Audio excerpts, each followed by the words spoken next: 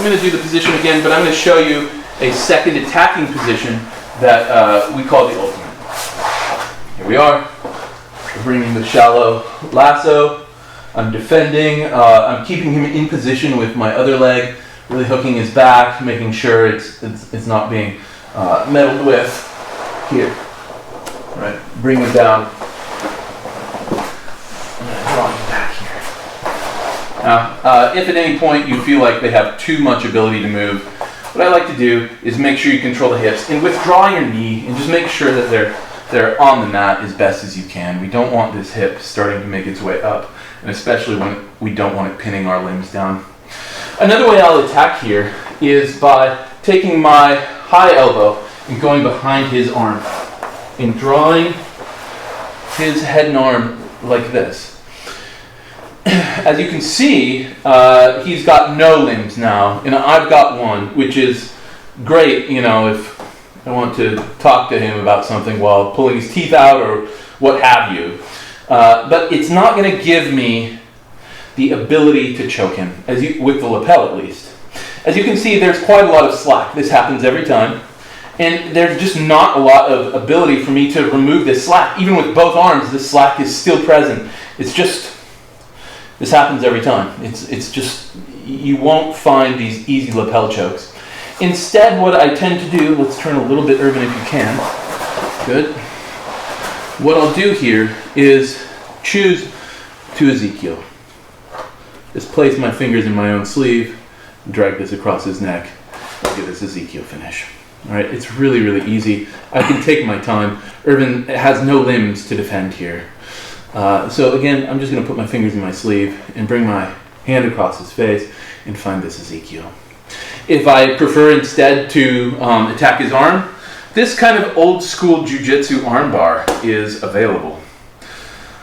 I think it's possible, although it's a bit weaker than the chokes.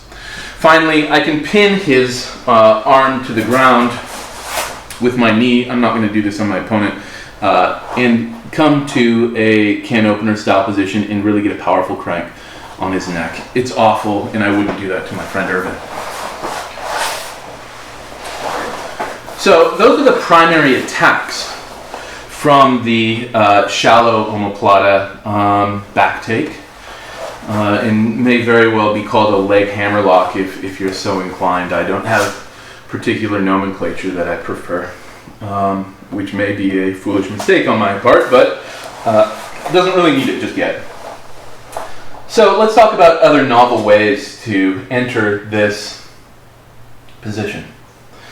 It's not uncommon that I just get a lasso sweep out of the position instead of getting the full back take.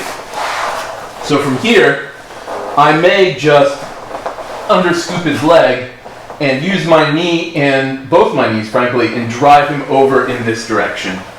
Now, this should be familiar to everyone who executes lasso sweeps. Let's turn a little bit, Irvin. About like this. I'll end up here with my leg still in this shallow Oma Plata position, but as you can see, I don't have his back. But it's easy to get his back from here. All that matters is that my leg is not entangled with his legs, and I have a free hand here, of course. Once I get here, I'll move up a little bit, being careful not to crush my opponent's bicep unless I want to, of course, but I'm going to find something underneath his leg. It could be his pants, it could be his belt or the skirt, and what I'm going to do is I'm going to bring his hip onto my knee, here like this. You can see that I'm using both my legs, the foot on the low leg and my knee on my supporting leg, to begin to usher his hips forward. At this point, it's quite useful to have the back of his pants. And I'm just going to foot walk this over until my arm can take over and just punch it over, punching his hips over. As you can see, I'm ready again to take his back. Okay, so let's do that one more time from a different angle. Let's do that maybe from here. Here. We've got the shallow lasso under scoop, and I'm just going to hit him with a lasso sweep. We ended up in the exact same position, so let's go here. Good. So I'm going to take my free hand and find something on his far hip and bring that up on my knee. Once it's on my knee, I begin to walk my foot towards his butt, escorting his butt across my face and back down to the mat, using this sort of punching mechanism across my body.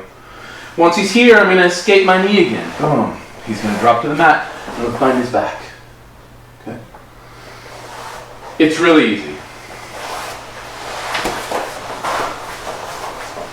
One of the benefits of the Shallow Oma Plata is that I can actually also combine it with a shallow de la Riva hook. It makes these sweeps as discreet as I've ever executed a lasso sweep. Here I am. I've got the shallow lasso, his hands in the correct position, and it's very possible that he raises his other leg to begin to defend this. Now in this case, I may go outside his leg and hook under his hamstring with my foot. This is what I'd call the shallow de la Riva. At that point, all I need to do is make sure my tailbone is at the outside of his toes, his big toes specifically, and I'm just going to lay down onto my flank. Irvin has no choice but to flop over with me. Note that our legs are entangled here. And so as I come up, I'm going to need to make sure that I don't get my leg here, for example, where my opponent is wrapping up on my knee. Okay. Here I am. I'm going to find something underneath the far side of his hip and move his hip onto my knee, raising my knee until I can punch his hips across. Boom. Here's my back take. Good. So there's a lot of options there. Once your opponents get wind of you having some skill with this technique, they'll avoid it like the plague. It's not comfortable down there. Their arm is contorted. It's painful. It's like a bone-crushing pain.